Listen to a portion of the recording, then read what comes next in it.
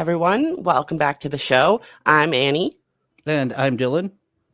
It's great to have you back, Dylan. Happy New Year. We haven't really talked since the last time we recorded. Last time on the show, we had a famous guest, Tukey, the sock puppet, whatever. Um, this episode, we are here again to rant, rave, and ramble about games that we like and sometimes games that we don't like. But always, we're here to ask the question, what is this game? And thank you for this Christmas present, Annie. I was talking about this game as one of my favorites, looking forward to play it again.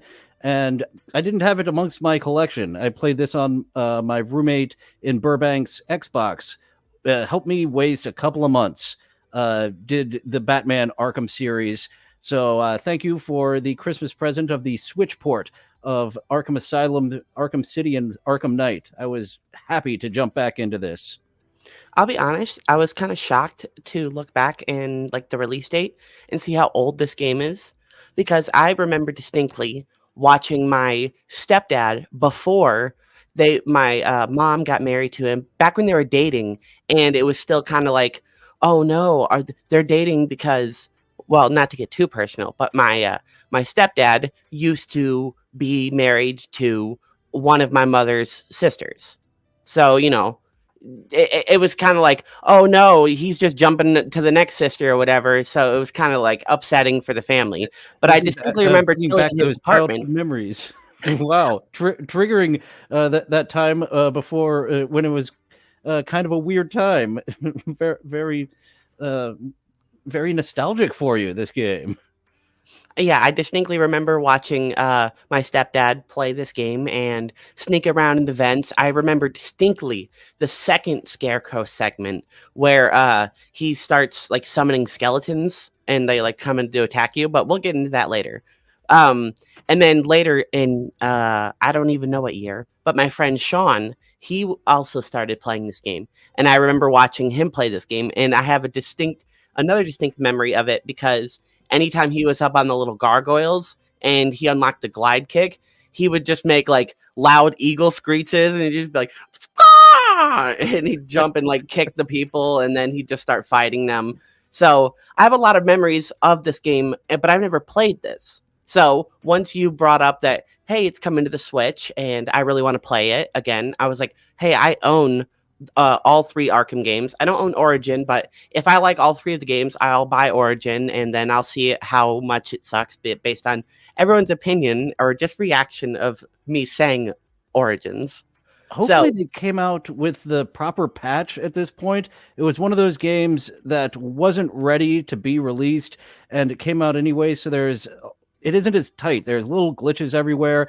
There's actually this Wonder Tower. You haven't played City yet, so Wonder Tower was an impassable obstacle. It was just a skyscraper in Arkham City, and in Arkham Origins it's a different building, but they still didn't program to where you could interact with that building. So there's just it's that sloppiness of Arkham Origins that stuck out to me. Of the glide mechanic is expanded upon in the other games.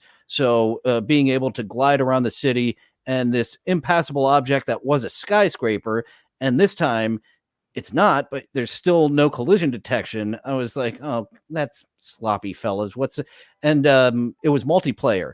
One of the big things of why this game is so laser focused in its single person, they talked about doing a multiplayer, but no, we have to make sure that the single player is fantastic, which they did for all the Rocksteady Arkham games. Whereas WB Montreal, Arkham Origins, they included a multiplayer and they weren't able to be laser focused, and there's little sloppiness everywhere. Whereas this one, they call it like the Metroid type, and I did get lost a few times making my way around Arkham. I could not get out of the hospital ward for quite a while because I couldn't figure out how I got in there. So that was a little frustrating, but worked with the aesthetic and the exploration of this very dreary place that you are stuck in. Yeah, so before we get into it, let's get into it. At the very beginning of the game, you start out and it's just like a nice little cutscene, which is kind of cool for 2009 because it's a very good cutscene actually. It has Batman driving in with the Batmobile, and then it shows like a couple cinematic shots of Gotham, and then him driving towards Arkham. And you can see like a couple of signs that if you're a big Batman fan, you'll be like, "Oh, I know what that means. Oh, I get that. Ooh, nice reference." And then it shows inside the car, and it's Joker, it's like tied up, and I guess Batman had just caught him from whatever adventure they were just doing beforehand. And you Um, get to know very quickly that Batman caught him very easily. too easy. Batman yeah, this was too easy. Don't just let Joker be booked in here. I'm going to come with. This was very easy, too easy catching the Joker. So they or Batman brings in Joker into the asylum and uh brings him down to, I guess, to be locked up. And before Batman can like escort him, one of the guards is like, "No, no, no, Batman, you can't go in there. You're gonna make all the inmates too mad and upset, and you're gonna stir up, and you're gonna mess up the peace." And Batman's like, "Okay." And before Batman can even leave Arkham, things start going wrong immediately. Turns out Harley Quinn is already inside of the asylum, and the Joker already has tons of people on the inside, both people Blackgate on the was guard, well, something happened at people Blackgate, in and the all security, and yeah, also people from the Blackgate prison were recently transferred into Arkham. So Joker basically has a huge portion of his own personal army just in the asylum waiting to be released by all the guards that he has on payroll or convinced or blackmailed or however Joker gets people to work for him. the guard that we do encounter that he's paying off is just a drunken slob, and he needs that extra money, that bribe money that Joker's bringing him. But before everything goes awry, there is a fake out on the elevator down where the lights go out. And when they do come back on shortly, Batman's got Joker by the throat. He knows something is coming. That's a fun when the lights come back on. Nope, this isn't happening. But It's also his pretty smart of him because he knows that if he has his hand on his throat, Joker options are limited at least. and he's in a Joker can't Hannibal do Lecter. not nothing, but he's at least limited. Yeah, he's tied down like Hannibal Lecter, but still the lights go out, hands on throat, and that's a nice when the lights come back on. Batman is prepared, and he's prepared with gadgets that you get throughout the night, which also makes gameplay like they introduce things slowly. It's so very well done of the mechanics that they introduce you to. Some of the gadgets Batman doesn't have right away. He's got to go back to the Batmobile. He's got a little secret second Batcave home away from home that he has to get these gadgets to help slowly introduce the player to all these concepts. And I think you hit that right on the head. I think it's a fantastic progression of gameplay because a my key example of you suddenly being able to do things you weren't able to is the vertical like or like the zipline gun that you get. So you can it's one of the tools that you get at the near the end of the game, and I it's was just it's like the grapple shot that you have throughout the whole game, except you are able to shoot a line behind you and a line right in front of you or way in front of you, and then you're able to ride it like a zip line if you know what a zip line is, and you're able to just take it all the way across to the other side and cross huge distances that you weren't able to before, or you could before, but it was really hard because you had to get high enough to glide and able to. In Arkham Asylum, the gliding is there, but it is a little clunky and it is a little primitive. But the fact that you're able to do it is so cool.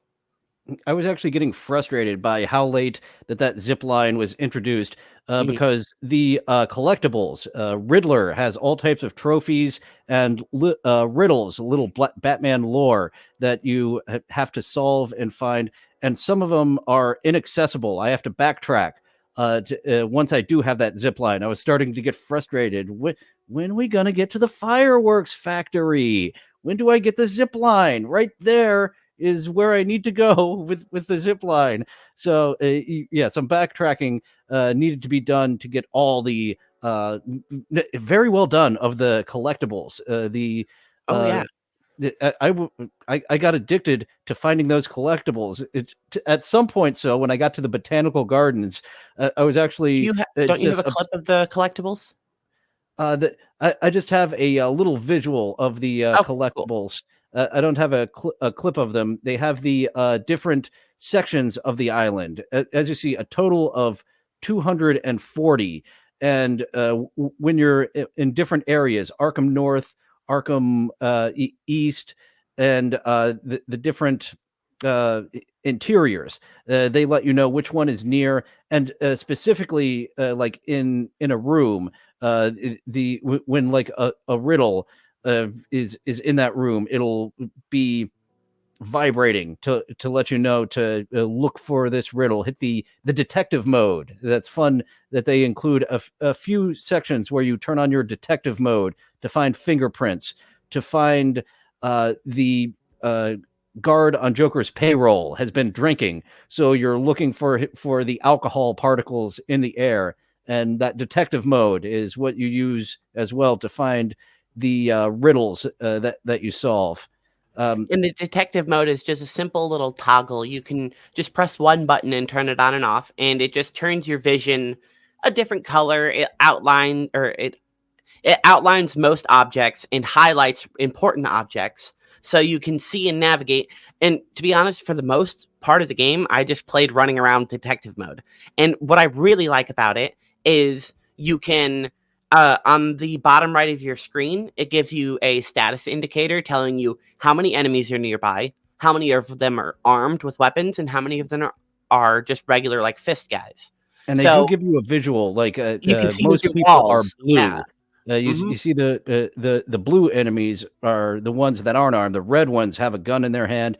Oh yeah, there was a little glitch in mine. I was going back and getting all the Riddler trophies, and there was one that didn't show up. It told me what part of the island it was in, but you collect the Riddler maps that let you know where they are on the map. Oh, And yeah, right, there was a right. glitch of one not showing up, and I knew the area in which it was in. So I just had the detective mode on. I'm like, there's a wall or something, and yep, there's the wall that I forgot to explode. There's that final trophy that I didn't get.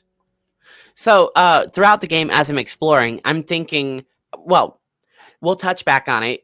One of the earliest upgrades that you get, Batman has to go back to the Batmobile because he's being beaten up by a bunch of thugs, and he wants to, make sure his car doesn't get destroyed, and also that the thugs don't end up killing themselves because the Batmobile has tons of countermeasures. He even has to make sure that Oracle, who I believe it becomes Batgirl, or is just this version or this Uh, world's version of Batgirl. This is after Batgirl. She is Okay. already been Batgirl, and Okay. So she's retired now and is Oracle, the intel lady.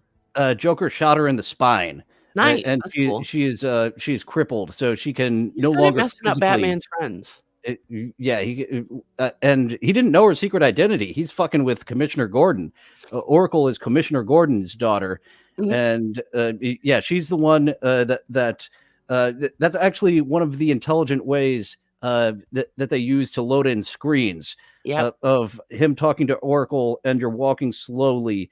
And the vents are another way that they hid those little load screens on you. For me on the Switch, it slowed down a few times while I was in the vents, Mhm. and there was kind of like an invisible wall I couldn't pass while they were still loading the next room. But Ooh, that's good to Commissioner know because it was seamless for me. Like, now that you bring it up, yeah, there wasn't like any like yeah, there was the cut scenes where it was clearly I'm going from this scene into a boss fight or this scene into this zone. And I really like that mechanic. But now that you mention it, yeah, just traveling from room to room, the only even opening the doors where clearly the camera's pointed down so you can't see into the room that you're walking into. So once that Batman looks up into the next room, it's loaded. I think that those are really quick and clever. And since I'm playing on the PC, I have it on in SSD, so it's even faster to load. So those load screens for me are seamless, and for the most part, I have none throughout the whole game. That's something that I noticed here in this Switch version that I didn't get on my initial play on my roommate's Xbox back in Burbank was the little those little slowdowns in the vents. The Switch is still the Switch. It does very well in this game. The combat still feels very good. This was the first time I played it on the hard difficulty. I imagine you did easy or medium, where you get the little blue indicators of when to hit the block button. This was the first time Yeah, I played I on tried easy. it. Yeah, the on the medium, it has those little blue indicators too. On the hard difficulty, you've got to have your timing down. You don't get those little blue indicators. I Mhm. believe this That's was the good. very first time I attempted it without the little blue and yellow indicators for the guys with knives who you have to stun before you Mhm. start hitting them. I did have a little bit of difficulty at first in the combat because of the expanded. This is a very good a very good first installment.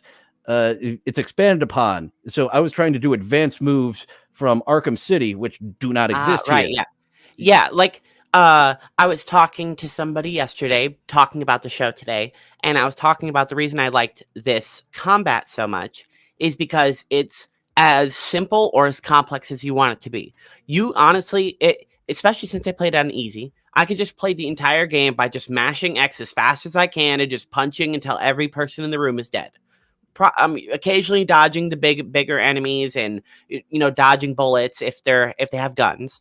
But other than that, for the most part, I can just walk up and just mash X. Or I can mix it up as much as I want. I can trick enemies and lead them into the little spray gun, which blows things up. I can use the grapple hook and drop down and like snare them up. I can, in the middle of fighting and punching, I can throw batarangs or use the bat claw to pull enemies towards me. Uh, you You've can got the two dodge finisher roll moves. over and under and through enemies. So you can, I imagine on hard you need to do all of this, but on easy, for me, I mixed up the combat because I just wanted it to feel like I was just stomping on these goons completely, but not just being like punch, punch, punch. Okay, he's dead. Punch. Okay, now he's gone. I imagine I could have got through with the just punching and blocking, but yeah, I enjoy that variety of throwing a batarang at Do you people. have a clip of the The combat? Sorry, didn't mean to cut yes, you off. yes, I do. The skill more like a skill line than a skill tree here. Here, it does have two finisher moves that you get eventually. One, you get different variations of knocking a guy out, often breaking his arm. And one, I do know that this has a throw, is the other variation we get. Yeah, just simply hitting the X. And then there's the good And old there, dick punch. that was the butt punch. I get the butt punch, the fisting finisher, more than I get the dick punch. That, of course, is supposed to be him knocking him out on the face. Punching him in the That's your face, but yeah. your instant knockout move. But the animation doesn't always work out that way. Where you got some dick punches, it seemed more often. Where I get a lot of fisting finishers there, and the throw. The throw, oh Switching my, out. the throw is brutal because it doesn't give you like a targeting thing, but you can tilt your stick or your WASD, I guess, and your mouse and aim it sort of at the enemy you want it to go towards. And if you're in one of those fights where you're fighting the big like bruiser, like the hulking dudes, The you can Titans. pick up the just the regular soldier and throw it at the Titan and give him a taste of his own medicine because throughout the fight, the Titan guy will pick up Just corpses, guards. nonchalantly, one hand, boom. Where yeah, Batman, still a human, needs to use both hands to toss him. I love tossing it at a big group of guys to get them down, so there's less people throwing punches at me. Even though they do follow the rules and only punch you one at a time, sometimes two at a time. Especially, I think they expanded on that in Arkham City. But yeah, this was without having those sequels to compare it to, this is 100% solid and fantastic fighting that they only made even better with each edition.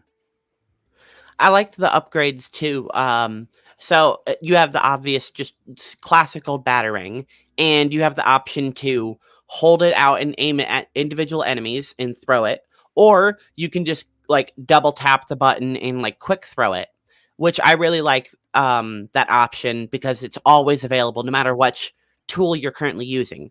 Because in Arkham Asylum, at least, the way it works is you have one active gadget and then you have a couple button combinations that you can do to access different tools quickly. Like you can double pull the trigger to use the bat claw. You can double pull the other trigger to throw a batarang.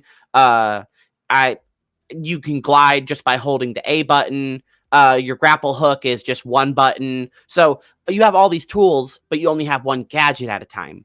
One of those gadgets is the multi batarang, which is fantastic, especially Yeah. once you get it to upgrade and you can use it to hurt thugs instead of just stun them and increase the duration that they're knocked down. And then once you get the triple batarang, you can just quickly just throw three batarangs and stun three goons, and you're like, okay, they're down for at least 2 seconds, so I can beat up this guy and then go deal with those three. I think is a fantastic upgrade from just the you're like, how could the batarang just get better? Well, we'll just throw multiple of them. Well, okay, simple enough. The Batarang works like a ninja throwing star in this series, and I'm happy they went the video game with it, and you don't have to collect them. There's not a finite amount in the Batman Arkham series. You have an unlimited amount. They decided to go video game with it instead of realistic with it. In that you have infinite throwing star batarangs, and that triple comes in handy at when Joker injects poison ivy with the Titan, and she's got flowers popping up later in the game that have these three spores coming to take a good amount of your health if you don't dodge them, or you get the triple batarang, just one hit, bang, they're all gone. Once I had the armor upgrades, I felt like it was, especially again, since I was playing on easy, it was just trivial for me to just walk up, tank the 2 or 3 bolts that shot at me, and just punch the plant and kill it in one hit, and be like, all right, just stand here, wait till the combat ends, get my health, and then go to the next one and just punch it again. On the hard difficulty, those spores beat the hell out of you. They took a lot of your health. So I couldn't get the timing right. I was trying to just run up on them and pound them. I had to be like, nope, let's triple batarang them. This takes a lot of our health on the hard difficulty. Is there any other way to deal with them other than like to finish them, or do you just walk up and press A? It's yeah, that's it. You just walk up, press A, and give them the old. And the animation of the plant residue hitting the camera is a fun addition when you're taking out those poison ivy.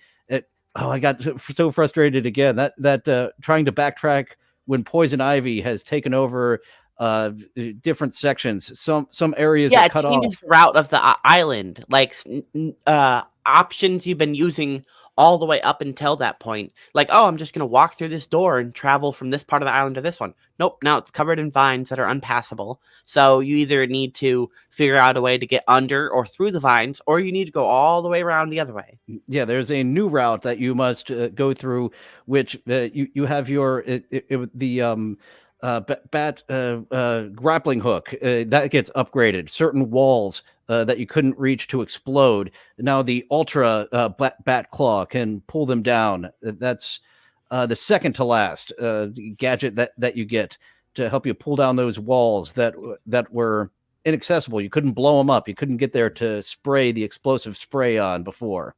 Yeah, I was gonna touch on that. When I was exploring the island early on, after I had gotten to the Batmobile and retrieved my, I, it's essentially just a goo gun that you can remote detonate the goo. So it's just a remote mine layer, essentially, like just as easy to put it.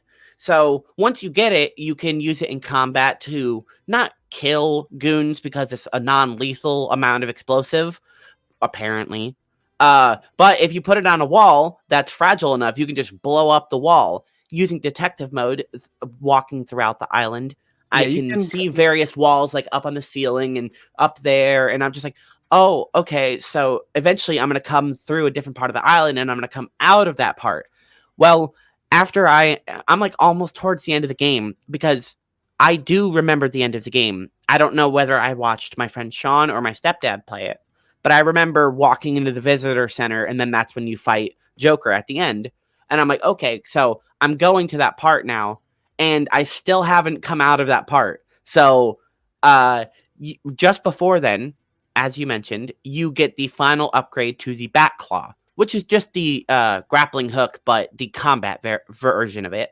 Uh, it now has a triple shot, so it has triple the leverage, and it can spread out the pulling effect of it way better. And you can use it to range pull down these big walls, and the ones that are on the ceiling that I thought the entire game that there was some secret route I was supposed to come out that way. But nope, once I get this thing, I'm just doing a little bit of backtracking, seeing any wall I do, shoot it, pull it down. And I'm like, okay, I went up here and there's nothing here. Oh, okay, it's probably one of those Riddler challenges. Touching on the Riddler challenges, there are a couple of them. There are the simple, just collectible, where you just walk around and pick up a little question mark trophy that is easy to see or sometimes really well hidden. You can see and them better with the detective vision. Yeah, the detective vision, you can see the walls that are explosive. Once you get a certain amount in the game, they have a certain look to them, and you can be able to tell if you're paying enough attention. Oh, that's an explodable wall. The Then Riddler there's a trophies, couple of other ones. Like, sorry, go ahead. some of them are just out in the open. And as you said, those walls, some you can't reach until you get the bat claw. Like you can see them at throughout the game. These walls that you can tell through detective mode, I can take out, but you have to wait until damn near the end of the game. And yeah, that's the first type of the three Riddler. I touched on it earlier. The other type, the riddles that are strewn throughout the island with Batman. Whenever you walk into a zone, at the top of the screen, bats will flutter, which I don't know whether they're actually bats or it's just a UI function. But either way, it's a really nice touch of the Batman theming, and it looks really good. So bats flutter towards the top of the screen, and then they separate, and then there's text there that'll say something like, "The legacy of this island is well and truly buried." And that's just a riddle that you will have to go and find and decipher, like, what does that mean? Okay, well, throughout the game, if you've been paying attention and uh, looking at the clues and using your detective mode, you will have found a couple of things from this guy who founded the island. Um, Presumably, if you know who he is and you put together the clue that's pretty obvious that it's buried, well, then you probably have to go find his grave. So you go find his grave, and then you activate your detective vision, you flash scan it, and boom, you solve the riddle. And I think that's a really clever, because if you just read it once, you don't even have to like go looking for it. If you already know where it is, another example is a bunch of text, and then see and saw. And I was like, I don't know what any of that other stuff means. All I know is I need to find a seesaw, or a teeter totter, as it's called sometimes.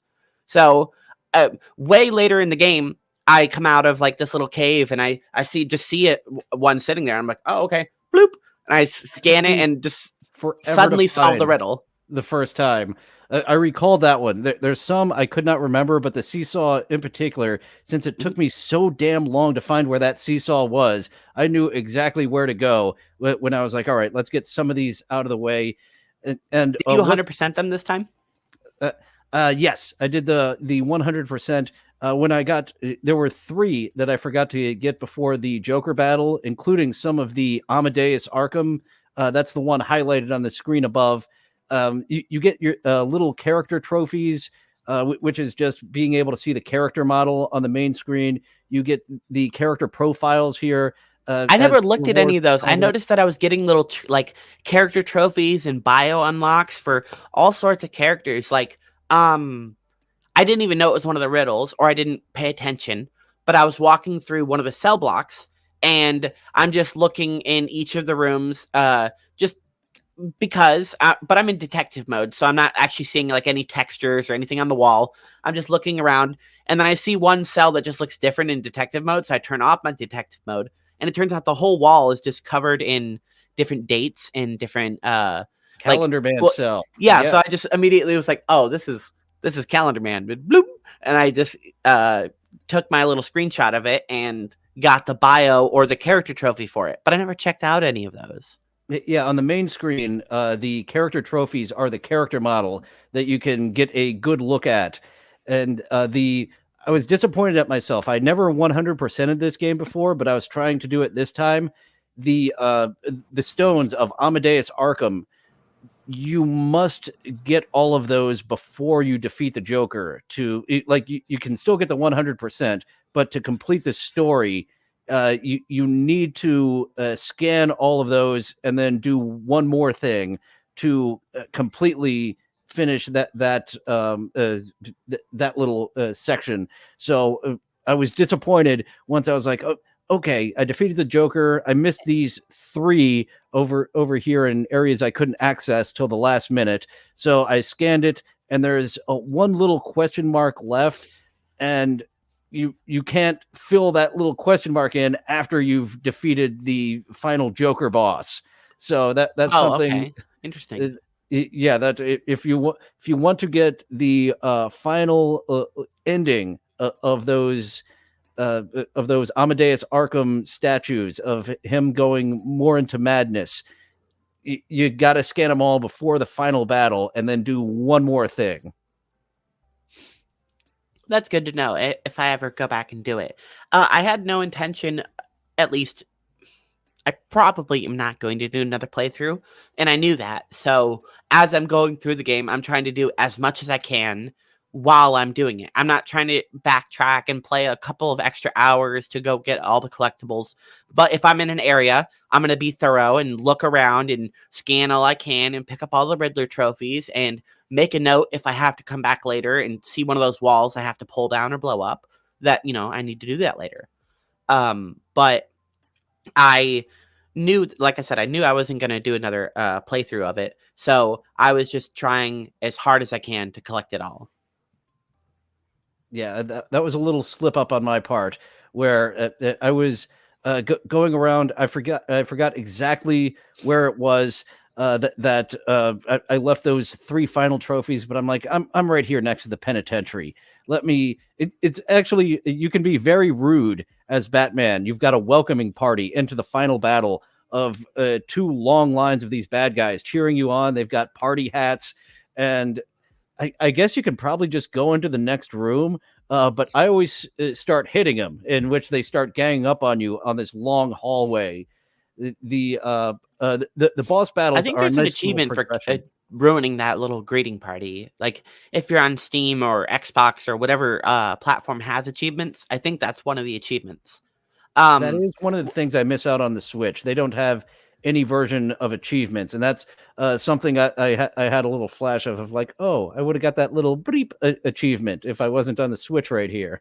They should have a mechanic for that, and they should just call it badges because that way it's cute, kid friendly. You could have like an explorer rank or some stupid thing. And that in itself is another like collectathon throwback to back in the day, those achievements on Xbox. Oh, but one thing that I did get on this Switch version that I didn't get, it was a PS3 exclusive on the original version, was the Joker side missions. You have the challenge mode from the main screen where you can do stealth and fighting missions as Batman.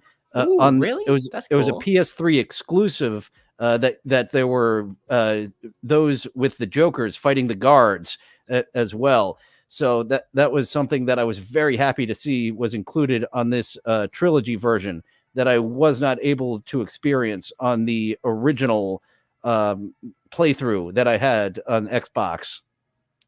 You mentioned the visitor center, where at the end of the game you are invited to a party, which is an obvious trap, and it's set up clearly because, as Dylan just said, there is a hallway full of goons and stuff, and none of them are attacking you. They're all just like, well, they're cheering you on, but it's clearly patronizing because none of them are really into it. Um, The but goons on if the you go there, outside. welcome you, and then you're the guest of honor. Let's give them a welcome. They do start hitting you without being provoked. But yeah, that long hallway, they will not hit you until you start provoking them.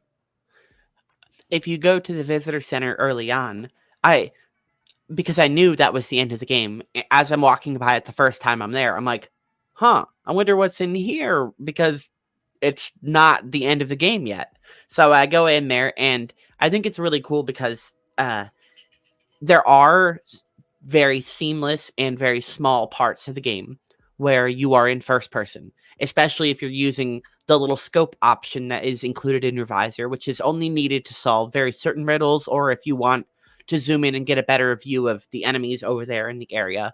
Um, I lost my train of thought. No, okay, got it. Whenever you're walking into the visitor center, the first time you open the door and immediately you go into first person. And it's like kind of a cutscene, but it seems like it's still an engine. It doesn't really look full cutscene-y.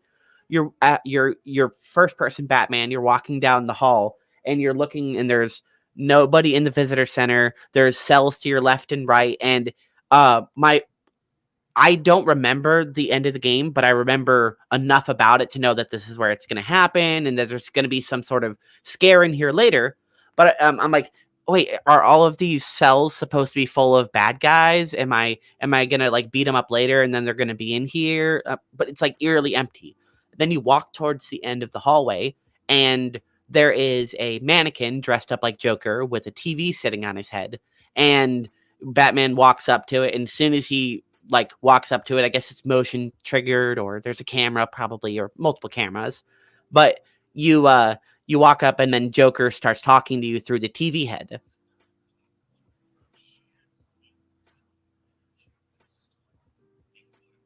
And I think it's really cool because like I said, this whole time you're in first person. So you don't get to turn around or do anything really. I forgot to check in as the game progressed. And of course, we have the best Joker voice actor, Mark Hamill, here. And then it cuts off, and then now you're finally able to move around. But like I said, it's still like in engine, but it still has that kind of like cutscene looking feel to it. So I spent a couple of minutes here just walking around the visitor center, looking at the floor, seeing if there's like any clues or anything cool. I couldn't find anything, so I left and went back on my journey. Yeah, I was looking for those little. There's two places where there aren't any Riddler trophies. That and the Bat Cave away from the Bat Cave, which makes sense. It would be completely illogical in story if the Bat Cave had any Riddler trophies because no one knows about it. Not even the Oracle knew about this second Bat Cave away from the Bat Cave. Well, presumably, if Edward Nygma does know about the Batcave is pretty well locked down and has basically scan in and scan out only entrances. So unless Edward Nygma could hack those, which he claims he can, or he can make up a good enough disguise to look, sound, and pass a bioscan to be Batman, you're correct. There's no way that he was going to put any trophies or riddles inside of his Batcave. Oh, we didn't mention one of the variations of the Riddler's mysteries, the interrogation tapes that are strewn throughout the island.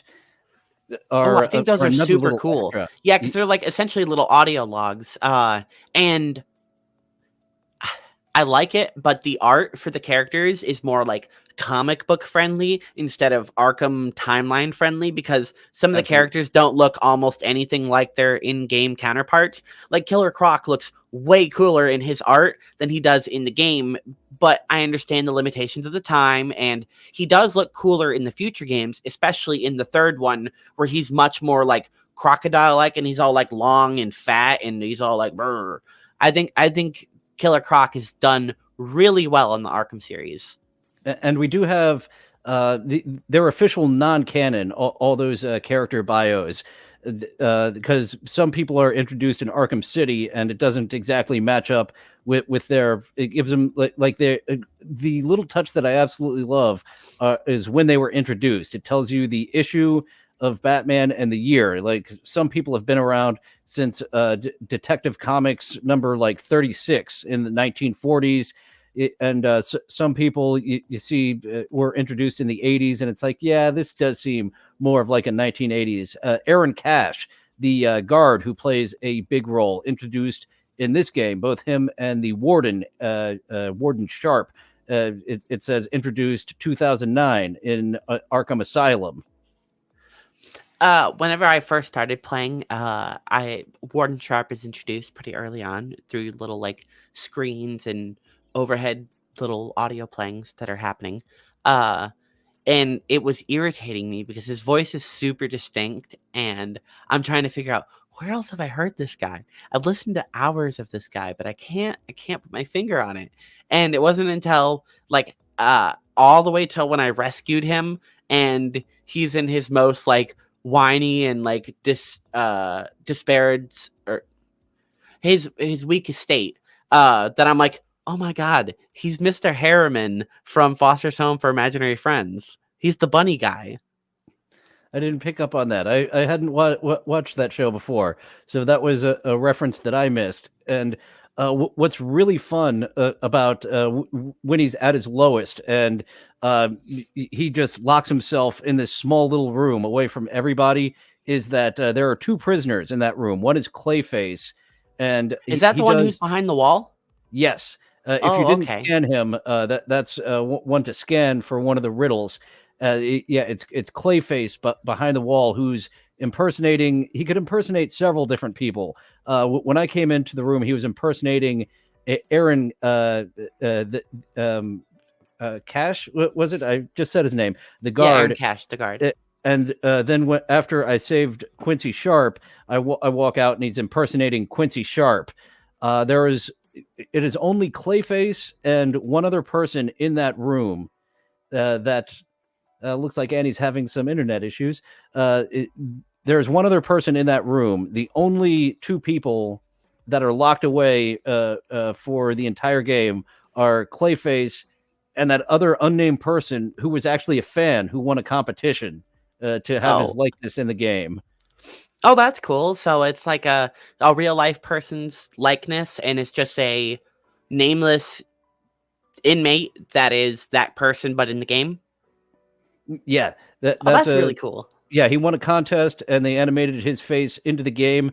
And it's actually right after that portion that the Maniacs are released. As you walk into that area where you save Warden Sharp, there's all these Maniacs in these tiny cells that are screaming that get released, and that's a new enemy type now that you your normal tactics don't work on. They are just going to come running at you and maul you unless you hit the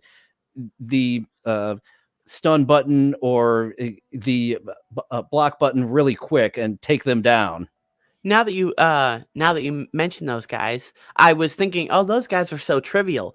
But on hard mode, that doesn't give you the indicator when they're jumping at you or whatever. So anytime I was fighting the maniacs, I would just walk around holding the crouch button, so my right trigger, and I would just like have my finger on the parry button, and I'd just walk around and just wait until one of them would jump on me, and I would just immediately parry them. And the reason I would hold the crouch button is because that's how it enables you to do ground finishers.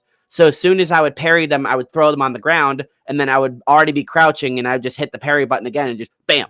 So it'd just be like an instantly two-tap all of these maniacs. And even if 3 of them or 2 of them are running at me at one time, you mentioned in this game, kind of only one enemy really attacks you at a time. So I'm in the middle of flipping this guy off and then punching him in the face to like take out the maniac. And the other maniac's like, oh, wait, hold on.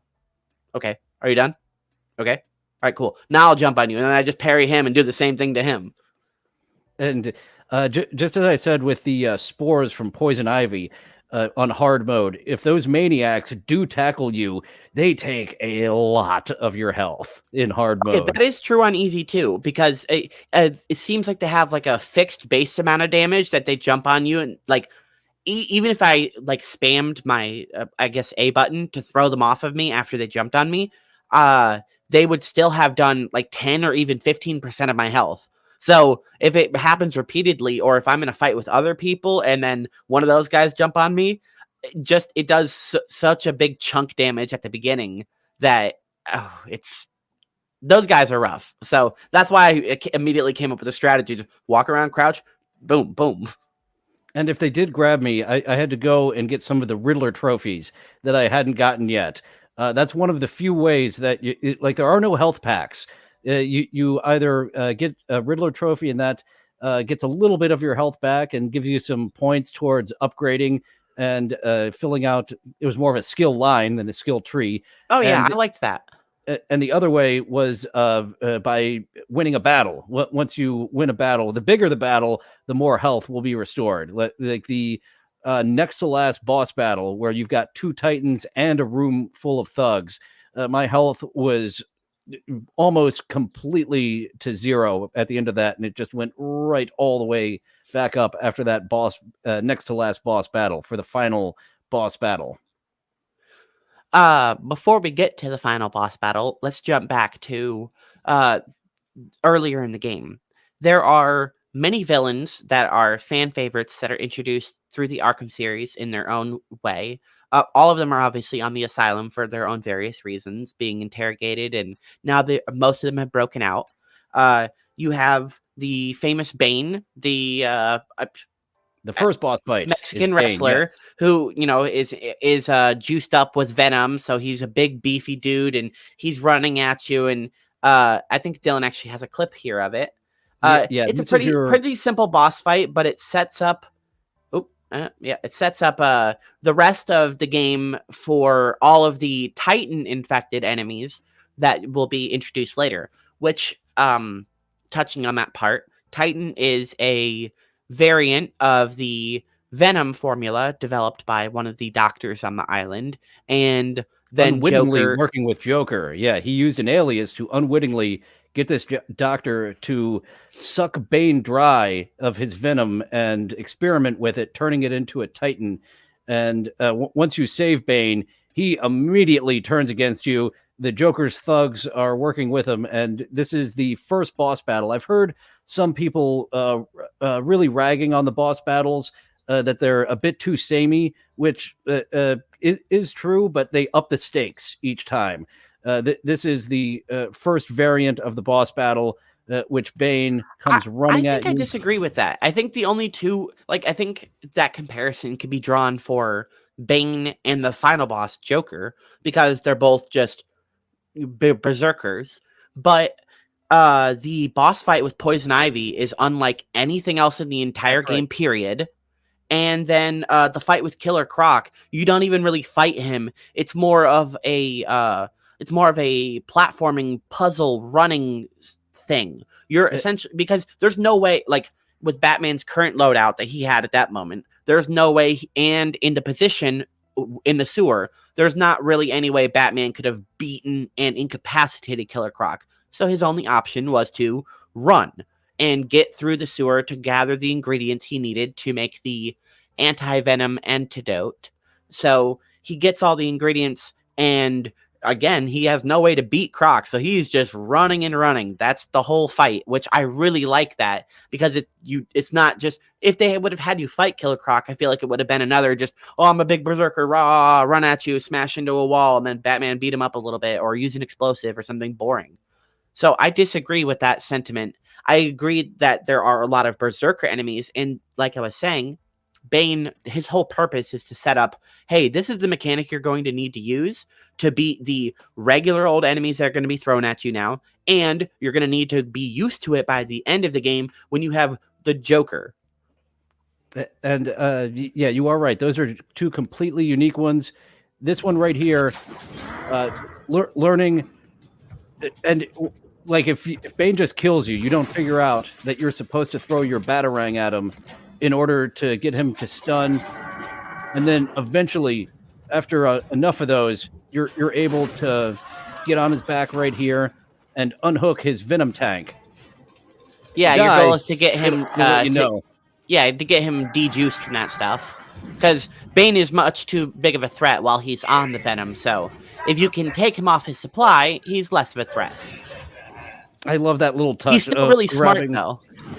Grabbing a portion of the wall And yeah, we do get several versions of this fight. They up the stakes. We get another like 3 versions. That's what people complain about because yeah, the Oh, I poison see what you ivy. mean. There's no parry markers. Aha. Yeah, Yeah, he's just got to see it and time it. Oh, that's cool. Something which go ahead. yeah, after playing enough, you do get the timing down.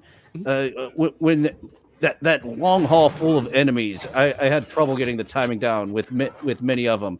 But yeah, it is like a feel of timing that since I'd played through this and Arkham City shitload, I was like, I believe I have the timing down. Let's go on hard.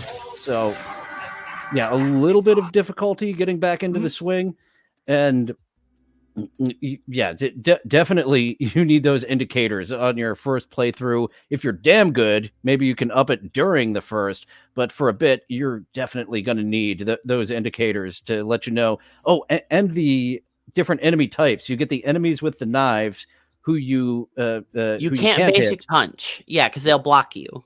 And the ones with the stun lancers. And once again, great gameplay introducing these one at a time. As you defeat different sections of the map, you get these little presents by the Joker, and a lot of the time it's just Joker teeth that pop out, which you just hit with a batarang. But yeah, sometimes it's this new enemy variant that pops out of the box with his knives to show you in a controlled environment, all alone, you can't do what you were doing with this guy. Before we get off the Bane fight, you mentioned that you obviously can get beaten by him in this fight. I love the defeat screens in this game because if you're just out and about and throughout the world or whatever, and you lose or you die or you fall off the edge and don't recover, you will like die. Your screen will go black, and then it'll be like the perspective is that Batman's like laying on the ground, either on his stomach or his back, and the enemy's walking up towards him, taunting him. Usually it's Joker telling him, haha, you suck, you're an idiot. But if you're in a boss fight or in a section against a specific boss, and you die, it'll be that boss walking up to you. My first fight against Bane, you mentioned, it doesn't tell you that you have to throw the batarang to stun him. So I was just getting my butt kicked, and he finally beat me and killed me. And then the defeat screen was super cool, and I had it recorded, but it was just a black screen. It didn't actually come through, so I can't pull the clip. But it does give you walks hints. up to Batman and he picks him up, and he said, I have beaten or I have broken the bat. And then he does the classic, puts his knee up and breaks Batman's back over his knee. He banes him, and I was like, yes, he did there the thing. There are a couple variants, but yeah, that's the absolute best Bane variant. So it's worth me dying to Bane just so I could see him break me in half. The other defeat screens throughout the other bosses, since we're still on that, you have the Scarecrow who will walk up to you, who is the other... I think he's my favorite boss in the game. There are... the Scarecrow's introduced very early into the game, and if you are a fan of the Batman series, you know all about Scarecrow. His theming is drawing out your fears and playing on them, making you a subject to them, and essentially making that your whole weakness. And he has a toxin, and in some variants, a gas, which can be airborne. So the Scarecrow has all sorts of ways to just, I guess, infect you.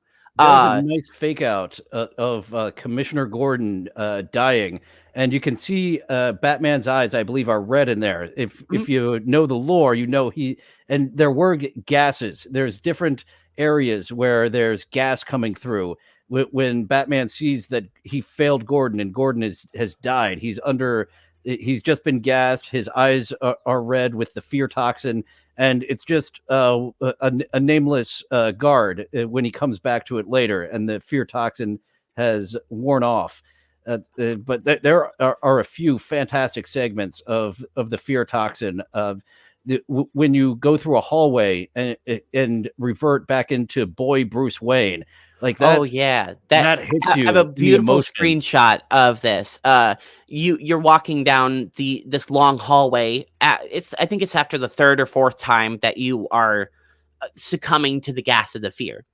It's unclear, or at least it was unclear to me, whether throughout the entire game you are just being gradually dosed, or at the beginning of the game you are dosed so thoroughly that you're having like lasting effects. However, during one of the segments, it seems like you're being redosed multiple times, which is why the fear segments are varying in severity. There's parts where it's completely disassociated from reality and you're like running around and there's a giant scarecrow and it's clearly that you're like insane right now. And there's other segments where you're just walking down a hospital hallway and it gradually gets longer and longer, and Turns every into an time endless every time it like hallway. Yeah. resets the length, it becomes more and more like Crime Alley. You start seeing bricks, it starts raining, it starts becoming more and more terrifying.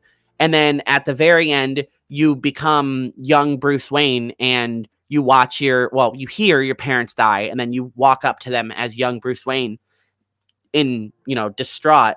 And I think this is a beautiful screenshot. I would have used this for the episode art, but I don't want to use any official art. So I really, really like this screenshot. And I think the Scarecrow segments are the best part of the game. You have one here that is towards the end. After Batman has beaten the Scarecrow a couple of times and he's finally like about to get to the Joker, he gets hit with probably the biggest, like I would say it's fair to say that he overdosed on the fear toxin, which you mentioned that Batman in this game is, just a guy, and that's kind of the case in all Batman lore. But this Arkham Batman is kind of like a super Batman, because not only is he like almost completely resistant to the fear toxin, even when injected with it directly multiple times.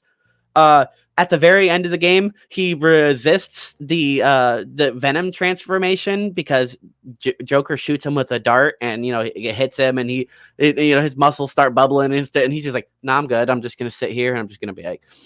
And he has one dose of the antidote, which he's able to stave off that transformation long enough to give himself the antidote and stop that transformation. Yeah, but so effectively, once you get to this part of the game, Batman does succumb to a complete overdose of the fear toxin. And this one plays on the gamer's fears as you are making your way through the game very late in the game.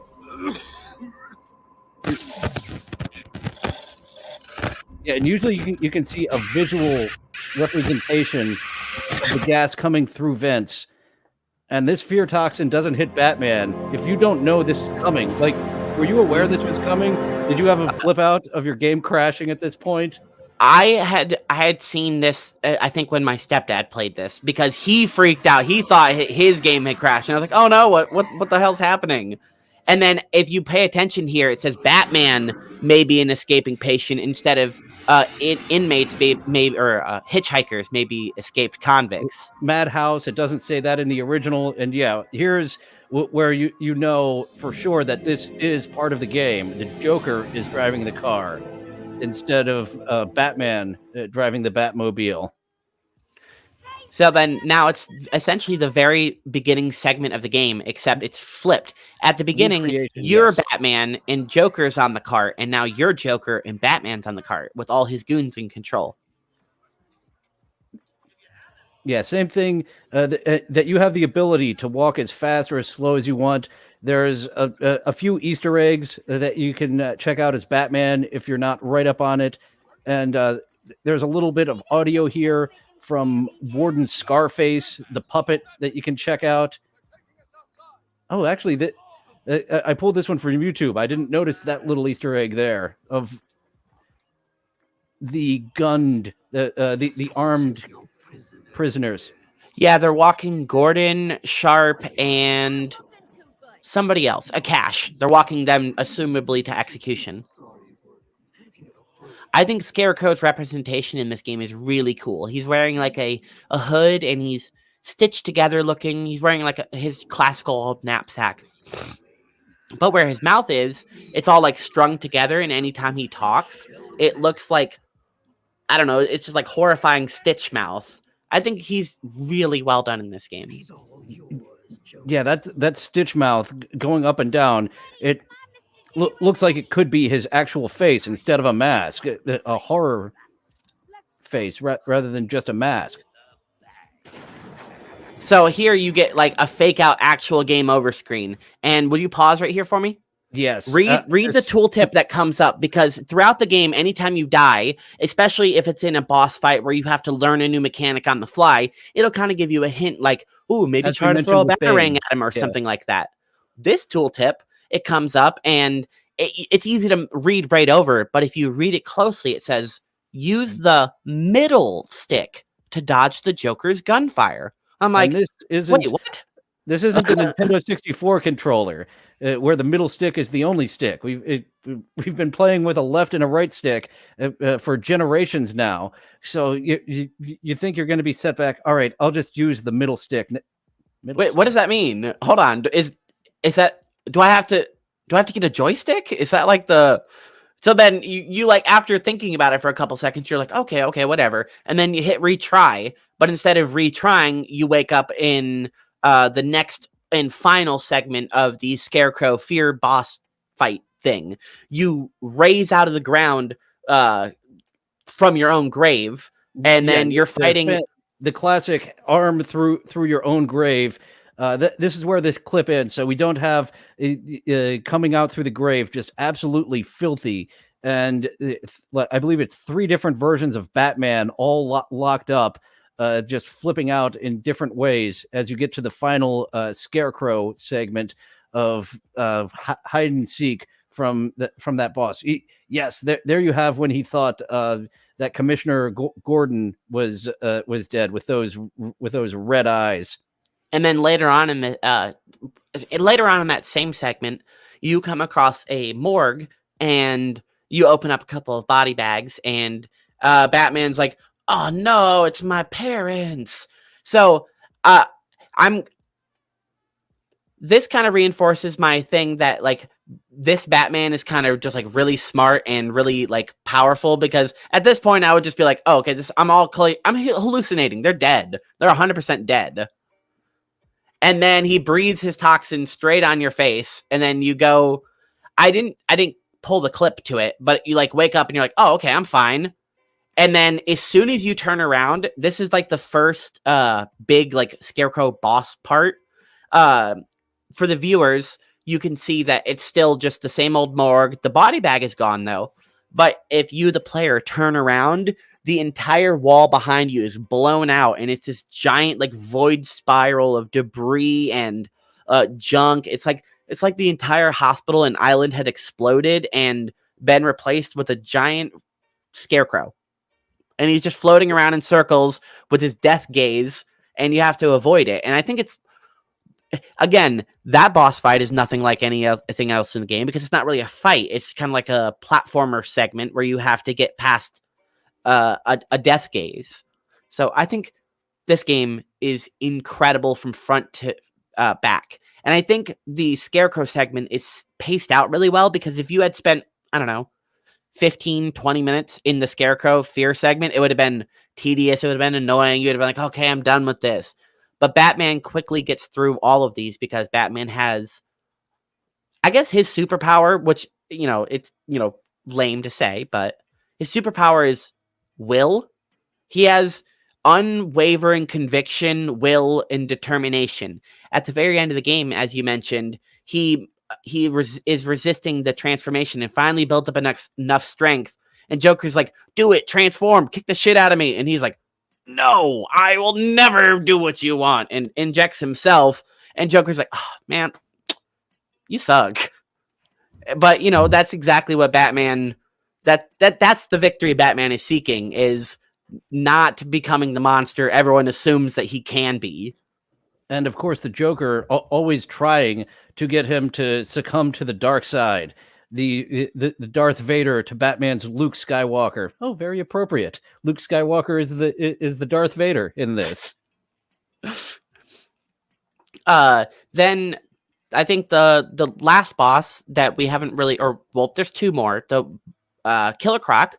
He is introduced at the very beginning of the game, kind of in the tutorial. As you're walking with Joker, Killer Croc comes up the elevator, and he sniffs and he's like, "Oh, Batman's here. All right, it's game time. I am going to wait in position until Batman comes to me because it's only a matter of time." And then it's built up a couple of times throughout the game. You get to a segment where it's one of the primary entrances to Killer Croc's lair, probably where they throw the food in, or I don't know, whatever. But it's one of the big doors. You walk up to it and you can see into it, so you like go to view it, and then Killer Croc comes up and he like punches the glass and he like scares you, and he's like, "I know you're here, Batman. I'll kill you," and then he walks away. Yep. I've got your scent too. Yeah, so you can't get in that way, but okay, he's in there somewhere. And it's not until like near the end of the game, after the next and last boss we haven't talked about much is Poison Ivy. She's introduced just briefly. You like walk past her in one of the segments where you're going through a prison and you see Poison Ivy in this big old cell, and there's a brief point where Batman talks to her and she's all like, "Help me, Batman." And he's like, "No, I don't need, you're a big trouble. I'm just stay here, please." And then he walks and leaves her. And then right after he leaves, Harley Quinn comes in and she's like, "Okay, I'll let you out though."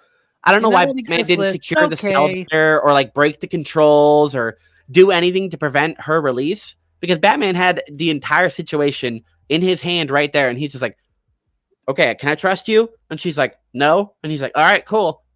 And then leaves. So then, yeah, Harley lets her out, and then Poison Ivy goes, and there's a botanical garden. Of course, I don't know whether she's convinced to. Okay, let me ask you: is Poison Ivy forced to join the Joker, or did she do it on purpose? Because it doesn't really sound like she kind of liked what was happening. Once she was injected with the Titan formula, she was just wanted to do her own thing. She didn't want to be part of what the Joker was doing. The Joker forcibly injected her with Titan, and she got drunk on power at that point. Okay, makes sense. She was able to get her plans to take over Arkham Island, and so she got once she was injected with the Titan, that won her over. She was drunk on the power that was injected into her, and now willing to go along with the plan. Before she went too crazy, though, in a moment of lucidity because Poison Ivy isn't necessarily like a real bad guy. She does a lot of bad shit, but she has her own like good intentions and good motives or whatever. I would be one of her evil. She's a bad guy. Eco-terrorist. She's a bad guy, but she's not an evil bad guy. She's not evil. You know, she wants modern society to crumble and restart anew. She is an eco-terrorist who is extreme in her point of views. And I would be one of her goons. She would barely even need to use her seductive means on me to be like, "Yeah, you're right. Let's tear this down and try again." Right. So in a moment of clarity or whatever, Poison Ivy, or maybe even Pamela, the personality deep still within her somewhere, was kind of like, "So this is how you are going to solve this problem, because I realize that my plants are in danger and it could be a huge problem for way more than just my plants here. So the antidote you need for this venom crap is a plant, and this is where you go get it." And he's like, "All right, that sounds like sound intel." And based on his dissection of the doctor's notes that had been working on the Titan formula, he's like, "Okay, well, now I have to go into Killer Croc's lair, because that's the one place it happens to grow." Which does make sense for something exotic to be growing somewhere unlike anything else on the island. Croc's lair. So you finally have to figure out how to get down there. You make your way finally down into Killer Croc's lair, and I think it's like I said, it's a really cool part of this the game, because it's unlike any other part of the game. You can either just kind of stealth walk through it, or run and try to dodge Killer Croc. But the segment is you're on the sewer and you're on a bunch of floating pallets. And if you make too much noise on the pallets, since Killer Croc's in the water, he'll be able to detect it and he'll jump up and he'll eat you, or he'll pop up out of the water and he'll charge at you, and you'll have to deal with it accordingly. If you make too much noise, it'll be like an instant game over, though, so you have to be careful. I At this never point, though, actually ran. It told me not to mhm. run, and I did see a clip that if you don't heed that advice and just run, instant game over. Croc will find you and immediately grab you under. I had to watch a YouTube clip because I was just like, okay, it's telling me don't run. I won't run. Yes, parents, I will walk in the lair. So at this point, I had gotten, I think, like the second to last tool, which is the zipline gun. So I'm like, oh wait, this is just a bunch of straight hallways, and ziplining, I'm not even on the floor. So unless he can hear the air above the water, which I mean, the game didn't say he can. So I just was just ziplining from platform to platform, and then if you drop off the zip line and hold your crouch button, you'll like silent land. And if you zip line towards one of the gates that you have to climb over and you're holding forward and the climb button, you'll just climb right over it. And if you just hold your crouch, you'll fall silently. So I was essentially just speed zip lining through the area. And I was like, bzz, bzz, bzz. Okay. And then finally, I get to a segment, which I guess is scripted, where Killer Croc jumps out of the water up onto the pallets and he starts charging at me. And I'm like, I don't, what do I do? What do I do? And he jumps on me, tackles me into the water, and kills me. And the And then game the over tooltip screen pops lets up, you says, know. hey, throw a batarang at a shot color. And I'm like, oh, dang it. Why didn't You I? picked up on that zipline strategy long before I did, because it wasn't until the end, like when Killer Croc takes some of the pallets out, trying to grab you. Some of the pallets will be completely destroyed. It wasn't till then that I was like, oh, I have to zipline across the. I could have ziplined a lot earlier than this. Gee whiz. Yeah. That fight isn't, like I said, much of a fight. It's just running from Killer Croc, but it is nerve wracking the whole time because you have to. It ramps up because at the beginning he's just kind of stalking you, and if you make too much noise, he'll kill you. And if you're in certain segments, he'll pop out and start chasing at you, which is easy enough to just throw a batarang. Once he realizes what you're doing, and he has to like act, or you're gonna get out of there because you have no intention of fighting him.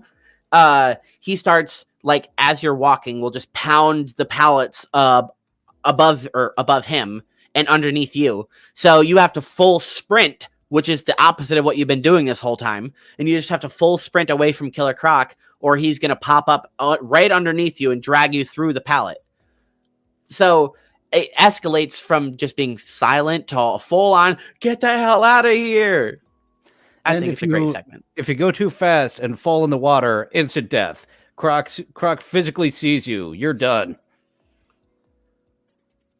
After that, you don't really deal with Croc pretty much at all. And right before that, a Scarecrow gets eaten by Croc, so he's probably dead, right? Does he make an appearance in the next two games? It's he is in the Arkham Knight. Is it Crane, He, or is it a different Scarecrow? yes, it is Crane. So he does have the fear toxin as he's being dragged under.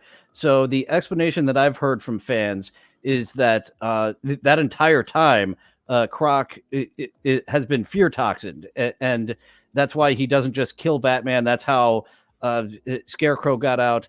And at the end of the game, we have one of three hands that grabs the Titan container floating in the water. One of the three hands could be Scarecrow's, to let you know he did get out of there. So the storyline. Wait, the post credit scene has different endings. The post credit scene, it's the same ending with different arms grabbing the Titan floating in the water. It's one of three arms that will grab the Titan floating in the water, and Scarecrow is one of the arms that it could be. Looks like you've got a screenshot of the arm you saw. Which of the other two did you see? Getting out of there on the Batwing. And then you can see the box of Titan that, wasn't destroyed. For me, it was Bane. For me, it was Killer Croc. that grabbed it. So it's RNG if it will be Scarecrow, Killer Croc, or Bane. Bane makes the most sense in storyline of him wanting Titan, him wanting a larger dose It of that also made venom. most sense to me that he would be down in the water because the way we finish him off finally is we shoot the Batmobile at him. We Yes, Bruce like autopilots the Batmobile and has it jet boost and it hits Bane right in the stomach, essentially crumpling him underneath the Batmobile, and then the whole thing goes off the cliff into the water. Still firing the jet booster the whole time until presumably it runs out of fuel or malfunctions, but the Batmobile is waterproof, so it presumably runs out of fuel or hits the ground underneath the water. So it keeps going and takes him under there. So for me, it just made perfect sense that it was Bane because he didn't fully run out of venom. He's got enough in his system, and if he's clever enough, he could have gotten the venom out of his tank and like manually ingested it, or however venom works or whatever. But like I said, Bane is smart, so he probably bided his time, got the Batmobile off of him, swam to the surface, and then either coincidentally or on purpose pulls himself up on the Titan thing. So you telling me that it's multiple characters that could come out of the water? That's super cool. I really like that. That incentivizes multiple playthroughs. Yeah, my ending was Croc, and Scarecrow is the other hand that has the possibility of grabbing it, letting you know he survived. Croc would make sense too, because you don't really do anything to him. And the two of them, it's just a more berserker, a more scary version of someone who's already a berserker of Croc and Bane. And Scarecrow, it's letting you know he survived. He got through that mauling you thought he took. He was not mauled. Excuse me, sorry. So, wrapping up towards the end of the game, after you've finally developed and built the antidote, your plan is to go and deliver it to Poison Ivy and put it in her or her main plants to kind of calm down the I don't know. Takeover by the plants. Most Batman villains are either like low-level superpower or they're a threat to him in a different way. They're either like a psycho and he has to fight around his morals, or they're literally like executing civilians, so he has to touch around that. But once Poison Ivy got injected with the Titan, she became a Justice League level threat. Like, if she kept growing in strength, she would have been able to start like destroying Gotham entirely. So yeah, while Batman can handle that level of threat, he needs more planning, he needs more time, and so his plan is immediately, okay, I need to control Poison Ivy, otherwise this is going to get to the point where I have to call in somebody bigger than me, and I don't like to do that. I don't like asking for help. So once she's hit with the Titan and the plants grow all over the island, there are intermittent tremors. Earthquakes are happening regularly as her super-powered plants are moving the earth underneath you and causing damage localized to that island at the moment. But since she's got these powers to move the earth, she's going to use them. Yeah, so you make your way back into the botanical gardens, and you finally find where, kind of is where Poison Ivy was left. She's kind of been in the same place the whole time. You kind of know where she was. So you make your way back. She's left out of her cell. Of course she's going to the botanical gardens. There's nowhere else she would want to go. Right. So you make your way there, and as soon as you get into there, she lets you know that I am not going to let you stop this. Now that I'm kind of off my gourd, I really like this kind of power, and it's kind of cool that I have absolute dominion over plants instead of just like kind of control over them. So no, fuck you. And then she becomes she gets eaten by a plant, and then it turns out she wasn't eaten by the plant, and she kind of she's in a cocoon in the center of a big flower on top of a big giant vine stem. So she just becomes a big flower and then starts shooting you with those spores that you've been fighting throughout her plants as like a beam projectile weapon where she just spams them. and then her other tentacles will start smacking you and growing vines up. And throughout the fight, she will also send a bunch of minions at you. She has I guess she infected them with some sort of pheromone or mind controlling spores or whatever. There's a lot of plant explanation, but who cares? She sends a bunch of minions at you. She can hypnotize men. So the goons already on the island working for Joker, she just needs to throw her pheromones her way, and they're her goons now. But the fight is really, to me, it was really easy. I imagine on hard, because clearly it's a lot different. But for me, the fight was pretty easy. I was just walking left and right, avoiding the projectiles and the ground spam, and just walking around the enemies, just battering, spamming the whole time, because it didn't do a lot of damage, but it would chip her even on the parts where she wasn't exposed or her little cocoon thing wasn't open. So you can just waiting for it to spam her the entire time. And I was just like, eventually I'm going to kill her. Even if this fight takes like 5 minutes, as long as she doesn't kill me, I'm just going to kill her with these batarangs. Yeah, once she's exposed, the cocoon opens up. You do significant damage, but yeah, little chipping away. That boss fight, I made it harder than it needed to be because for some reason I had it in my mind I got to jump out of the way, and running out of the way works a whole lot better. So once I finally figured that out, that I needed to run out of the way rather than jumping out of the way, which is slower, much easier. Jumping back just a little bit, because I just saw that I have this clip. At the end of that game crash jump scare where you briefly play as a Joker, it's the final Scarecrow segment. So you do the little part where you're running away from his gaze, and you get a brief glimpse at it here before you do the final. The way Batman defeats him in these segments is he points a big bat signal at him, which is kind of symbolic of his hope and his determination and his light and his justice, or whatever stupid cheesy thing the writer is going to come up with.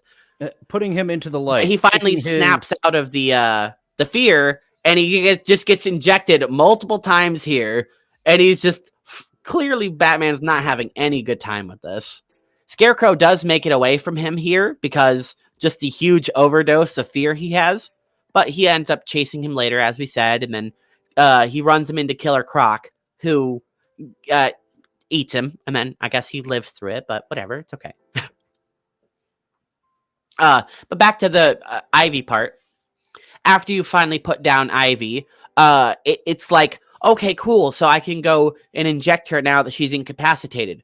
But unfortunately, since she's in this big giant plant, and the vines have thoroughly destroyed the architecture in the ground, everything beneath it, where the vines are, the whole thing kind of goes limp, and she falls down into the earth.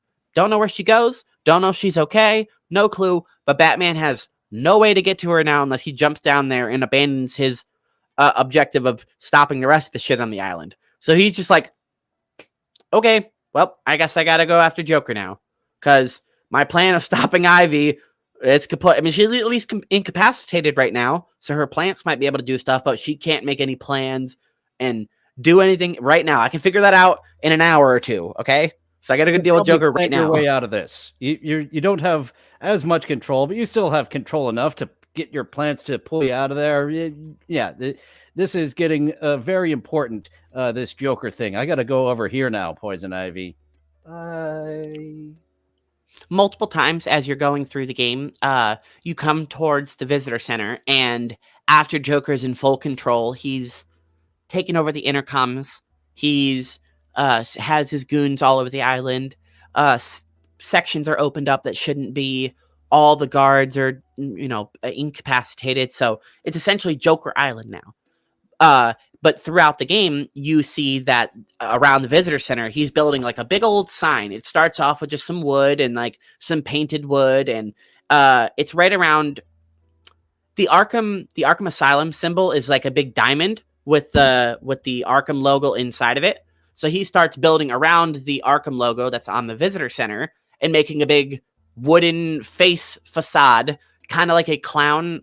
Well, he is a clown, but a like a fun house or one of those big mirror houses or a like twisted clown horror house where it's just this big wooden facade with Joker's face, big insane eyes, and he's like, and you go into his mouth to get into the visitor center.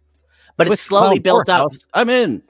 Yeah, it's slowly built up throughout the game. It's like one little segment, most of it, and then finally, after you fail to deal with Ivy, you head towards the visitor center because Joker lets off a bunch of fireworks and formally invites you to the party. So you're like, fuck it, it's my time to go to the party. I'm gonna deal with this Joker because he's literally inviting me. So you make your way to the visitor center. You've got the fireworks. Like now's the time. There's certain sections where Joker is blocked off at different points. Not yet, Bat, and spray painted on the floor at different sections to where the Joker is this way now, Bat, and yeah, big fireworks show. It's time. It's the main event. You're the guest of honor. Come on, Bats. So you finally make your way to the visitor center. Now, if you're doing your collection run, this is like essentially your last chance to do it. You have limited, because of the vines, you have slightly limited, but still full access to the entire island. So you need to go. Ivy, you do have full access. Basically, again, her vine seed. Yeah, her vines like are still there, but you can get through them to some of the different sections that were just completely off limits at that point. So yeah, this is the final segment of the game, the final free roam segment. So if you're going to get collectibles and you're going to solve the riddles and you're going to get enough XP to max out your skill line bar thing, then this is the time. But you make your way to the visitor center and there's just a couple of goons sitting out there. And one of them with a clipboard, clearly being like the bouncer or the doorman. And you walk up to him and he goes on with some blah, blah, blah, being like, if your name on the list, you're not coming in. He's like, A, B, Bane. Nope. Ah, Batman. And then he turns around the clipboard. And if you look at it, it's just like a bunch of like smeared black ink all over the page. And then one big giant word, Batman, in red text. And it's like underlined a couple of times. So the whole thing was just like improv. The guy's just being an asshole. He could have just let you right in because he knew he was a bouncer at some point before he got locked up. He's just fucking with you. He formerly used to do. Yeah, so he's messing with you for a minute, and then you either can go right in, or if you wait there long enough, they will start to try to beat you up because they're just like, fuck this guy.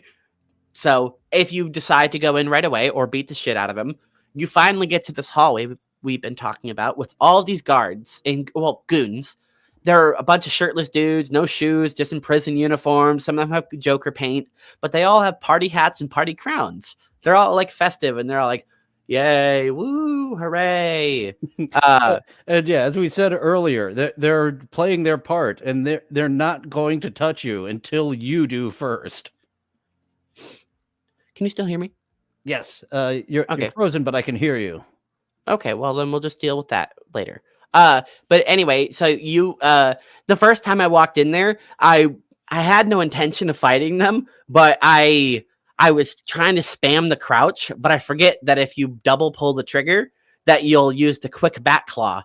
So I'm just three of them close to you. Yeah, I just instantly pulled three of them close to me, and they're like, "All right, well, we're gonna fight you, Batman." So I was like, crap, this is not my intention. So I reloaded my checkpoint and then I walked back up to it. Had to listen to the guy, jerk himself off. And then I and now you're gone. And that long room is a fun little battle. It's very difficult because it's such a thin little hallway with mass amounts of bad guys in it that are ready to kick your ass once you kick off that fight. And as you mentioned, there is an Xbox or a PS3 bonus that goes along with that. The Switch version that I was in misses out on that little collectible badge that's in there. And at this point, you've probably upgraded your explosive spray enough to where if an enemy just gets near it, it'll explode. So you can just spray that explosive spray on the ground and get away from it and boom, start that fight off with a bang if you would like. So Spurg Snake saying he hates hallway fights. Resident Evil being the one to get him to that dislike.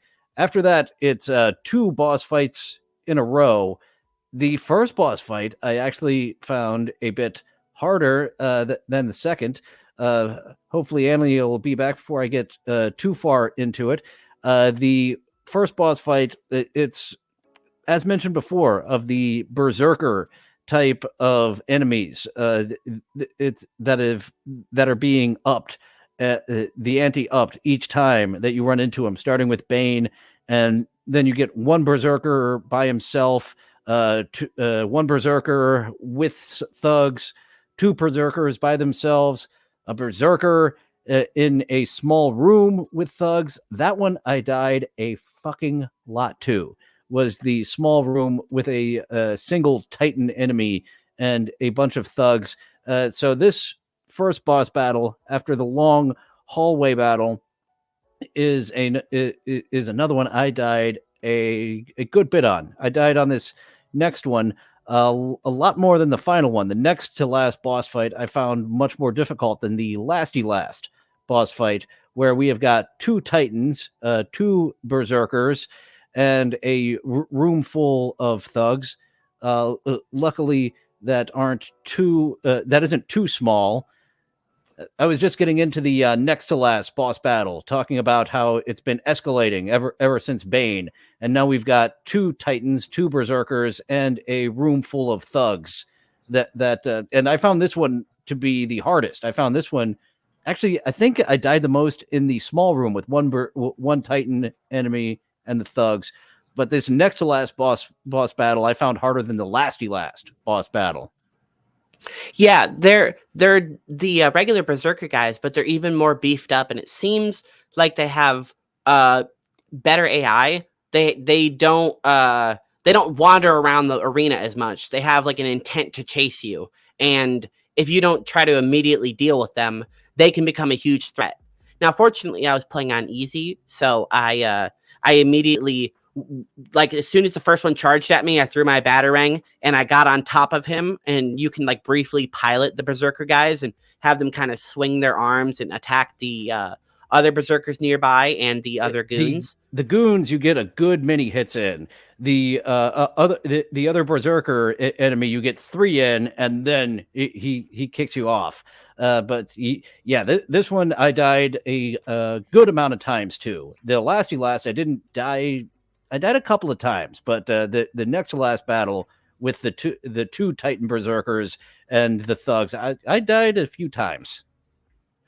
Yeah, the last fight, I think I lost twice just because I wasn't paying enough attention and I was letting the berserkers get too much damage on me. I was trying to, like, I would get the one to where he would like kind of be staggered and I would have to go punch him to do the damage and climb on top of him. But the other one would be too close. And as soon as I would get the 2 hits in, it would smack me and stop me from being able to get it. So yeah, that's where I took a lot of damage. I had to make sure too. that I kept them apart from each other because that was the only way I could effectively deal with them. Focusing on the one stunned one and trying to get in as many hits as possible, and underestimating how long it'll take the other one to start charging you. That's where I took the vast majority of the damage there.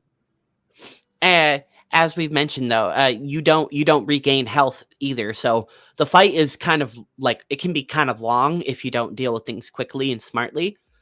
So if the berserkers get some good hits in on you, you're not going to heal until you've dealt with everyone. That's what I thought, actually. I thought I wouldn't be able to heal until I dealt with everybody in the room. But after I defeated the second berserker, there was like 2 more guys, and I was in the middle of punching one of them. And then the screen faded to black to the final section of the game where Joker and Batman have a little bit of a tussle.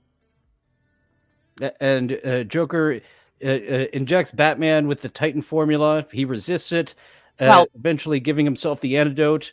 And he's trying to get Gordon with it. Yeah, exactly. He's trying to get Gordon, but it's kind of a bait because he knows that he's not just going to let Gordon get shot with the venom because Batman's got his hero/god complex. So he immediately, as soon as Joker pulls the gun, he's like, no, and jumps in it and gets shot in his little bat nipple.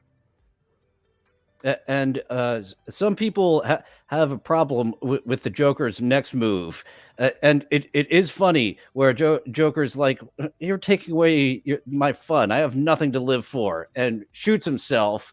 But of course, it's the Titan gun, and it turns himself into the Titan version of Joker.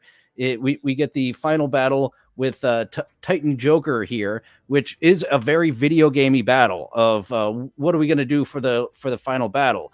Well, the big bad are these Titan enemies, so Titan Joker is the logical ending, and I understand why people narratively have a problem with that of the Joker, but it did make sense to me in that moment of the Joker just deciding you messed up my plans. Plan B. I think it was pretty well done. What this person in this fight is doing is exactly what I would do. As soon as they would jump down, I would fire my bat claw a couple times. I would pull the first group that jumped, the second group, and then the third group. As soon as the third group was pulled, I would start punching them and started dealing with them because they drop so many at you so fast. The mechanics of this fight are pretty simple, though. Was when they would grab a gun. Like I wouldn't be paying attention to the enemy grabbing the gun locker until it happened to me enough times to be like, all right, anyone gets near that gun locker, we got to get them immediately. If you pause here, this is essentially the classic 3-stage part of a boss battle. Sometimes it's expanded on. It's like a 2-stage bigger formula or a 4-stage longer drawn out. But whatever. The fight starts off. Joker comes at you swinging with his big Titan form. He immediately gets tired and cocky, so he jumps up on his ledge, sends his goons after you. News. There's 2 news helicopters circling. This is his big moment. Everyone is going to remember me for this, for killing the Batman live on television. Right, so he gets up there, and after he's sent enough goons and he's competent that Batman's handled for a second, the helicopters fly by, and he turns to, address his audience, and he starts boasting and blah, blah, blah.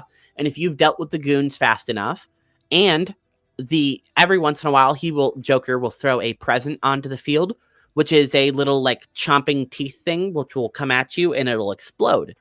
You have to be careful of that thing and throw a batarang at it, because if you are in the middle of trying to pull Joker down as he's turned around, you fire your bat claw at him and start pulling him down as he's not paying attention to you. If you don't kill that little teeth thing jumping at you or the guys, they'll just come and punch you, and then Joker will be like, okay, well, never mind. He'll jump back down, or he'll send more goons at you. The first time, like, I knew how to do this fight because it was A, obvious, and B, I've seen it before. But I just kept messing it up. Like, anytime I would fire my bat claw at him, I would forget the little thing, or there would be one more goon. And instead of it taking just that one lost goon, I thought I had everyone down, and yeah, that messed me up. That was the biggest frustration I had in this battle, was that final goon that I was certain was down, when it's like, all right, boom, just a punch. All right, reset. Another bunch of enemies coming down at you. Yeah, so you finally, you clear the arena, and you make sure that nothing's going to shoot you. You get your bat claw and you pull Joker down. He falls kind of face first. He has big mutated bone claws for his hands now, so they're not very usable. And unfortunately, he falls right on them, so his fingers get stuck into the floor, and he's kind of just wide open for Batman to just go up and wallop on him. Which, go ahead and continue. And you can either just like walk up and punch him, but I always do the sprint jump kick to get the ×4 bonus in there, because you get the extra hit from the sprint kick. Just, as a like kind of a fuck you to Joker. So after you get your little bit of damage in, now you see his health bar is 1/3 of the way down. You just run around the arena and kind of repeat the process. It's kind of the weakest boss fight of the game. I mean, Bane is literally just one Titan berserker guy and not a big of a deal. But this Joker boss fight could have been so much more. There could have been like a segment where he runs to a different rooftop and you have to like parkour and like back claw your way across or something. This fight could have been a lot more, in my opinion. 3-stage boss. This feels like the same stage to me that you're doing 3 times. Exactly, yeah. I was disappointed at the end of clobbering him 3 times. It's a fun little cinematic sequence that we get of Batman here loading up the explosive gel on his hand and punching him out. But I was ready for another phase. Right, I was ready for like another like a one-on-one boss fight where he's ready to actually fight me. But you kind of just cutscene logic, just one-shot the Joker by punching him in the face, which to me doesn't make much of a sense. I mean, I understand you've kind of beaten up on the Joker up until this point, but he's fully tightened out and he still has all of his mental faculties up until the point where you punch him in the face and then suddenly just the Joker's out and that's the end of the game. Like, the game is it would have been a on cool fire, final... punching on all cylinders up until this point, and then it feels like this last part, they're just like, what do we do? I don't know. This. Yeah. If we would have taken him down in a different variation, in a different form, it usually goes in threes. So that's what I was thinking. Is we were going to get, because I forgot exactly how this fight went.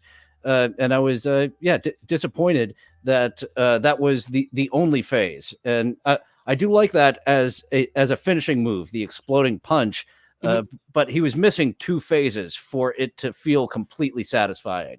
What I think, just like a quick, just based on other games I've played and the set that's already given to us right here, I think a better setup would be him to have started on top of a different building. And we go up there and we kind of just do that first phase where he runs around beating us up, calls a couple of goons, and then we pull him down once to get the feel of the mechanic. And then we're like, okay, now we know what to do.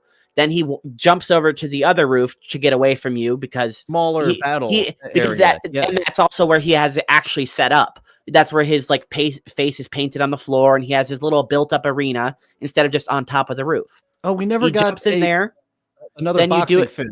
That would have been a fun variation for the second room, because one of the presents is that he's fakes you out on, that's going to be a big bomb, is just a big boxing fist. The second or third roof having those boxing fists coming out at you. As we're talking through it, it's such a phenomenally well done game. It's disappointing that they didn't think of these different phases and little things that last part would have been so cool. Like if you pull the Joker down, he falls through the floor, and then instead of like coming back up and being like all mad at you, the whole floor collapses and you fall down into whatever room's down there. And Batman having his little like stiff cape mechanic, takes no fall damage because he's just quickly puffs it up, and then Joker starts charging at him, and he has just enough time to go and then that's where the last part of the fight takes place. You have your little explosive fists. You have to reload them. You get 2 good punches in, and then you take a second. And, I think that would have been a lot cooler, because that, just the idea of him spraying that on there, doing a little bit of damage to his fist, but having the residual Titan in there to have the beefiness to take the explosion. And also... chances to get those explosive fists in, because at some point you're going to explode your gloves right off and put it on your flesh, and then you've just exploded your hand. Yeah, I think it would have been cool, because I thought like after like it was panning to his arm, I thought like he was going to have like his hand messed up or something like that, and it's like, no, his gauntlet took the beef of it. He's fine. Batman's fine. Something I did really like though is from the like every cutscene or major cutscene throughout the game, your bat suit gets slightly more damage. It starts with a little cut right on your nipple as the elevator falls down, and then you can see the exact moments when these happen. And the very first little abrasion that happens is the elevator dropping to the ground and on your chest. It's hard to notice in that last fight because, it's a weird camera angle and there's so much going on. But you also get another bat suit damage feature there where your cape, like the whole bottom of it looks like it's been like burned away and like torn. So presumably if Batman was flying around afterwards with that cape, it would have severe stability loss. Because I know the whole purpose of it, or the whole like function of it, is it has like wires in it that can become fiber or like as stiff as steel, and then he can just like toggle them on and off by flapping it or however it works. But that's why his cape is like fabric and then suddenly is literally just like a hang glider. So I feel like he would use that damaged cape and he'd go, and start listing to the other side because he doesn't have a wing on that side essentially anymore. Just floating around in circles. He's got one paddle on one side, but half of the hang glider is no more, but the other half, it can get you a tip in circles. All right. So before we wrap up for this episode, we'll touch on our usual. What was your favorite part of this game? The fight mechanics. It's so fun, and I'm happy that they have a challenge mode. They have a stealth and a combat challenge mode that you can go back to, and very happy that in this port of the Switch, we got the PlayStation exclusive Joker, who has his own little tactics of getting around. Here's his funny little walk as they're getting around. And his takedowns are more comical. There, he's gassing them and gives a little. That's something I didn't get to experience before cool. This port. One of his finishing moves is the electric handshake. Another one, getting on the guy's back and punching him. So having that added so much value to this game. Initially playing it is having those challenge fights to go back to. The stealth is fun to do as well, but the combat challenge mode adds so many hours to this, and now having the option to do it as the Joker here, I immediately went to that instead of the Bat combat challenges. I think that is really cool, and I actually might just go and do one of the Joker challenges just to experience it. I don't know if it's on the PC version, so I'll just check. If I don't have it, then I won't do it. But it's really cool to know that that is a thing, because I didn't even know that was on the PlayStation version. And you have you can't you put on your little funhouse glasses. You can't move. That's one of your three options. You've got your funhouse glasses. You've got exploding teeth, which you will follow. And then you want to find, of course, a couple of guards to explode those teeth on. And the other one is a gun. You just shoot one of the guards dead, and of course alert everyone to your position. So those are the three gadgets that the Joker has, are his variation of detective mode. You can only stand still with the X-ray specs. One exploding teeth. You got one chance to use them, and the gun. I like that the third tool is just gun, which is very Joker, because he used it in that cutscene against Batman, so we know he has a gun with him. We don't know how many bullets or anything like that, but it doesn't matter. He's the Joker. So my favorite part of Batman Arkham Asylum was the part I didn't like at the beginning. I knew I was going to be excited for the combat and these certain parts where I was like chasing the bosses and fighting them.